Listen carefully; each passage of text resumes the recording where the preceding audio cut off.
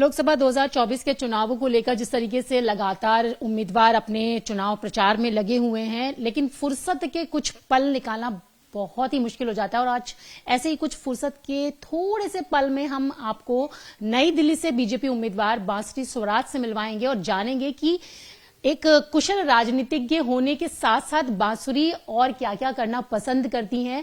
नाश्ते की टेबल है और मेरे साथ हैं बांसुरी स्वराज, जो कि नई दिल्ली से बीजेपी की उम्मीदवार हैं। तो बांसुरी जी, ये बताइए कि राजनीतिज्ञ, एक अच्छी लॉयर, किस तरीके से देखते हैं लोग बांसुरी स्वराज को? जी, मुझे एक भारतीय जनता पार्टी के कार्यकर्ता के रूप में देखते हैं और आजकल एक नया दायित्व मिला है नई दिल्ली संसदीय क्षेत्र से लोकसभा में प्रत्याशी बनने का। तो मुझे लगता है कि शायद उस जिम्मेदारी में मुझे एक नए रूप में देखा जा रहा है, जहां जनता के साथ संपर्क करने का मौका मिल रहा है।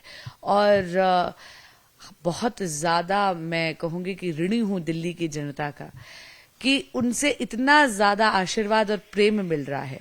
लेकिन मैं जानती हूं कि यह आशीर्वाद मुझे क्यों मिल रहा है, क्योंकि जनता का अगाध विश्वास है मोदी जी की गारंटी पे, मोदी जी की लोकप्रियता पर और उनकी जन कल्याणकारी योजनाओं पर। और खास करके कल जो विकसित भारत का संकल्प पत्र आया है, उसके बाद तो कैंपेन में एक नई, मैं कहूंगी एक नई ऊर्जा आ गई है। नई दिल्ली सीट से आप बीजेपी का प्रतिनिधित्व कर रही हैं और कहें तो ये हाई प्रोफाइल सीट है। यहां से बड़े बड़े नेता खड़े हुए हैं, चाहे वो अटल बिहारी वाजपेयी रहे हों, लाल कृष्ण आडवाणी, शत्रुघ्न सिन्हा। उस सीट से बांसुरी स्वराज प्रतिनिधित्व कर रही हैं, तो कितनी बड़ी चुनौती आप इसे देखती हैं? देखिए, कोई भी सीट हाई प्रोफाइल या लो प्रोफाइल नहीं होती। चुनाव है, हर मतदाता महत्वपूर्ण है, देवतुल्य है और हर सीट महत्वपूर्ण है। और रही बात मुझसे पहले जो नेता यहाँ पर आए हैं, उनमें और मुझ में एक समानता जरूर है, हम सब भारतीय जनता पार्टी के कार्यकर्ता हैं। बिल्कुल, सब भारतीय जनता पार्टी के कार्यकर्ता रहे हैं। दूसरी तरफ अगर हम देखें, नई दिल्ली की बात अगर हम करें, तो दिल्ली में अरविंद केजरीवाल सरकार है और विधानसभा में वो खुद यहां से हैं। अरविंद केजरीवाल भी यहां पर चुनाव प्रचार के लिए आएंगे अगर बाहर आ गए तो फिर आप कैसे देखती हैं उसे? मैं एक तो नकारात्मक राजनीति नहीं करती, सकारात्मक राजनीति करती हूं।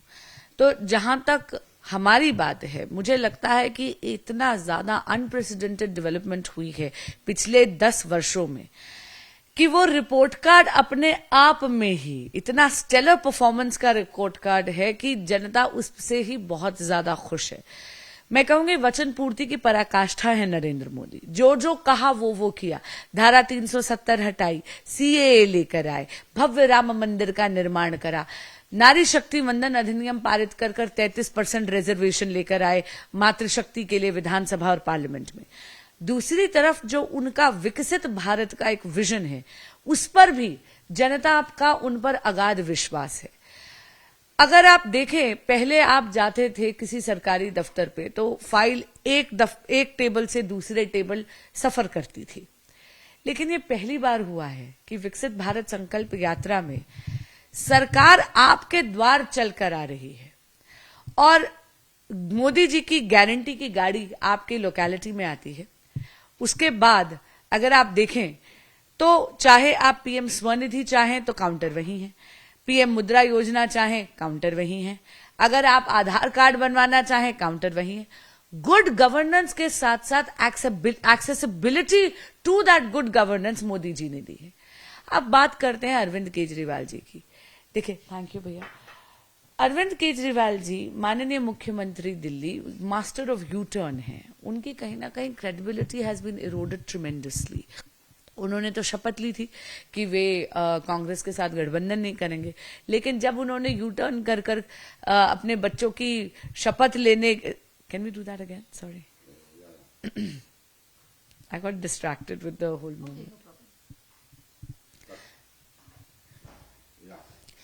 नई दिल्ली से आप लोकसभा के उम्मीदवार हैं और इसी सीट की बात अगर हम करें तो दिल्ली के मुख्यमंत्री अरविंद केजरीवाल यहां से विधानसभा जीत चुके हैं।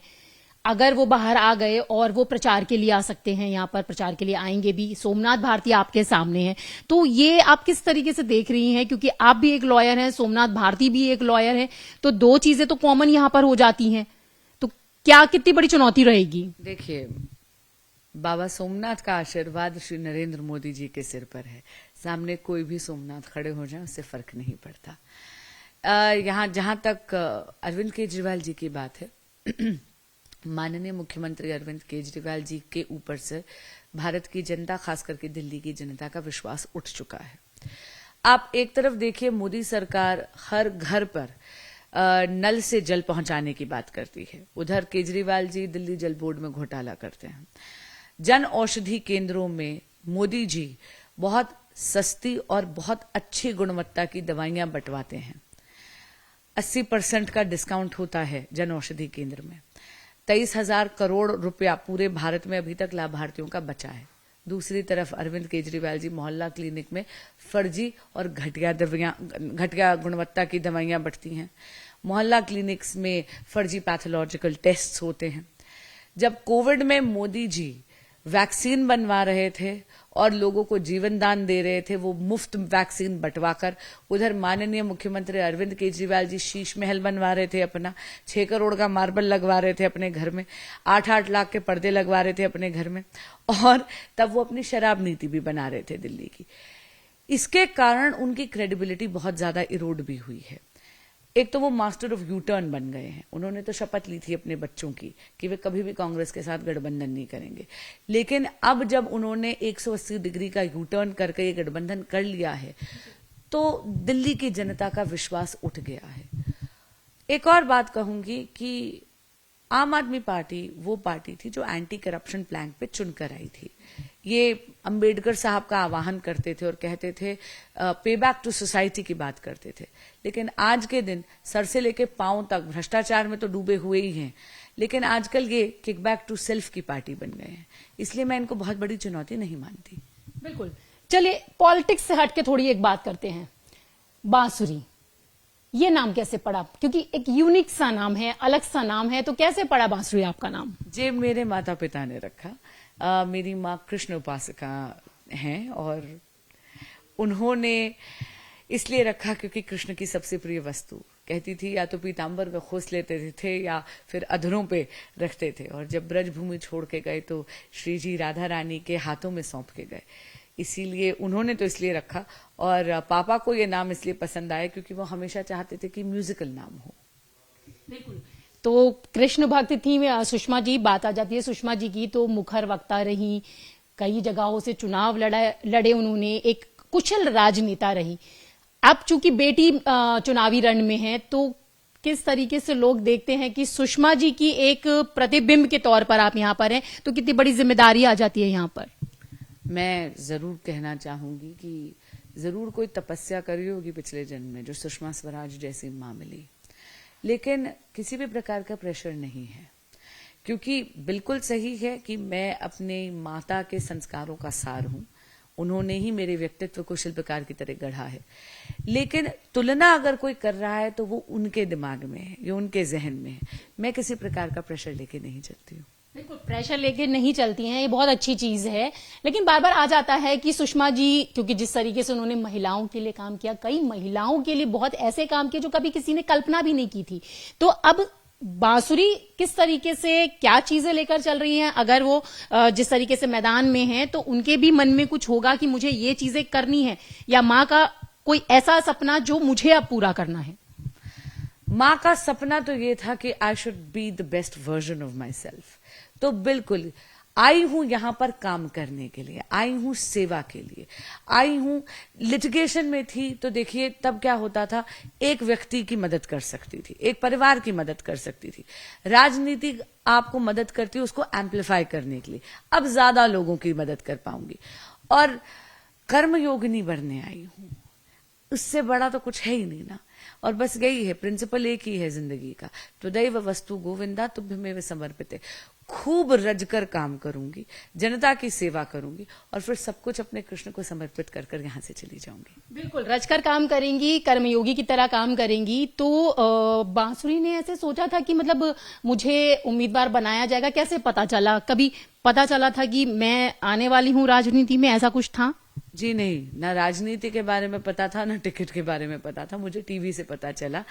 2 मार्च को जब सार्वजनिक तौर पर प्रेस कॉन्फ्रेंस में घोषणा हुई तो मैं भी टीवी देख रही थी अपने पिता के साथ, मुझे तो टीवी से पता चला। तो बिल्कुल आपको टीवी से पता चला, लेकिन जब पिता को पता चला तो उन्होंने क्या कहा, किस तरीके से उनका एक रिएक्शन था? आशीर्वाद दिया, तुरंत आशीर्वाद दिया। जैसे ही पता चला तो एकदम से मैं मुड़ी और मैंने पहले अपने पिता का आशीर्वाद लिया, फिर जाकर अपनी माँ के पोर्ट्रेट के सामने उनसे आशीर्वाद लिया, फिर मंदिर में जाके माथा टेका और फिर काम पे लग गई। बिल्कुल, क्योंकि जब कोई बड़ी उपलब्धि मिलती है तो जाहिर सी बात है कि बच्चे जो हैं वो पेरेंट्स के पास जाते हैं। तो पेरेंट्स, आपने, उपलब्धि नहीं है, जिम्मेदारी है। बिल्कुल, तो बड़ी जिम्मेदारी है, क्योंकि चुनौती भी हो जाती है, सपने भी पूरे करने हैं, कर्मयोगिनी बन के लोगों की सेवा भी करनी है। तो यहाँ पर एक सवाल ये भी आता है बांसुरी कि आप तो अच्छे खासे लॉयर थी, काम कर रही थी, अब इतनी बड़ी जिम्मेदारी सामने आ गई, तो यहाँ पर अब उस जिम्मेदारी को संभालने के लिए दिनचर्या कितनी बदल गई? क्योंकि पहले की दिनचर्या और अब की दिनचर्या में कैसे समय निकाल पाती है अपनी चीजों के लिए? देखिए, अभी क्योंकि कैंपेन में हूँ इसलिए ऑफ कोर्स ज्यादा दिनचर्या थोड़ी ज्यादा प्रेशर वाली है, नींद थोड़ी कम हो रही है आजकल। लेकिन मैं कहूंगी कि ये एक मौका मिला है और रणभूमि में हूँ अभी, तो जब आप रणभूमि में जाते हैं कैंपेन में तो ये होगा ही कि आपको 3 घंटे सोने को मिल जाए, बहुत अच्छी बात है। कृष्ण कृपा है, जो हो रहा है कृष्ण कृपा है। बिल्कुल, कृष्ण कृपा है। जो वो 3 घंटे मिलते हैं तो उस समय में पापा के लिए समय निकाल पाती हैं, बात कर पाती हैं, उनसे सलाह मशवरा करती हैं? जी, बात जरूर करती हूँ उनसे, बिल्कुल। मतलब सुबह की चाय, और चाहे जितना भी लेट हो जाए सोने से पहले पापा से गप्पे मार के सोती हूँ। तो पापा से गप्पे मारती हैं, चाय सुबह की है तो बांसुरी चाय भी बनाती हैं क्या? कुकिंग का शौक है? शौक नहीं है, लेकिन बना लेती हूँ। हॉस्टल में पड़ी हुई बच्ची हूँ, इसलिए घर के सारे काम कर लेती हूँ। बिल्कुल, क्योंकि एक कुशल गृहिणी वही होती है जैसे सब कुछ, चाहे वो अगर रन में है तो रन जीत ले, घर में है तो घर जीत ले। तो बांसुरी को और क्या क्या पसंद है? मुझे फिल्में देखना बहुत पसंद है, मुझे म्यूजिक बहुत ज्यादा पसंद है, और सच कहूं तो मुझे वकालत भी बहुत पसंद है। I love my job. मुझे काम करना बहुत ज्यादा पसंद है, कहीं ना कहीं वर्कहॉलिक हूं।